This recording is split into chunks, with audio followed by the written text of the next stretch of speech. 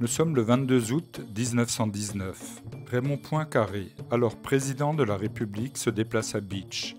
Il vient témoigner la reconnaissance de la nation pour l'engagement patriotique et le sacrifice des habitants aux côtés des défenseurs de la France. La ville est en effervescence. Le président distingue la cité fortifiée de la Légion d'honneur.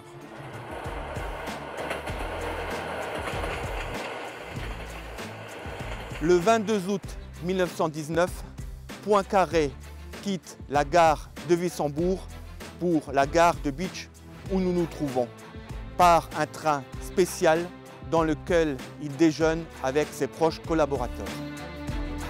À 14h45, le train s'arrête sur ce quai.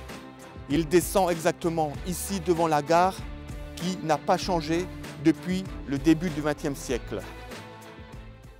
Le président Poincaré se déplace un petit peu et se positionne devant la statue de Jeanne d'Arc que voici, mais qui se trouvait à cette époque devant l'église. Il entame alors devant une foule sur le perron, accompagné du seul maire selon ses volontés, son allocution. La ville de Bitche a subi pendant la guerre de 1870-1871 un siège mémorable de 8 mois.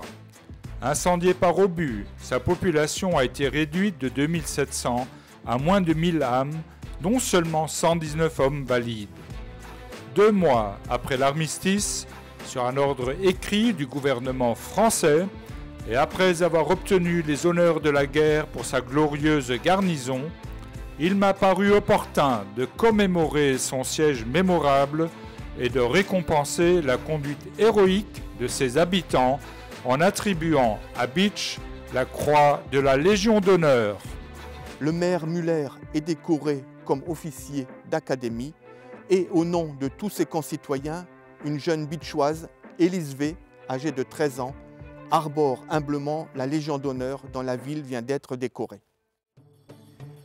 Après les remerciements du maire à la suite du discours du président Poincaré, celui-ci rejoint la citadelle via la rue Saint-Augustin.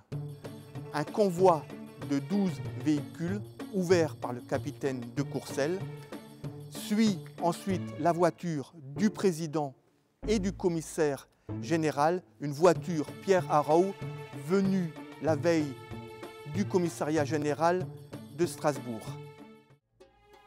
Après une visite rapide de la citadelle, il retourne à la gare de Bitche où il prend le train à 16h15 pour se rendre à Metz.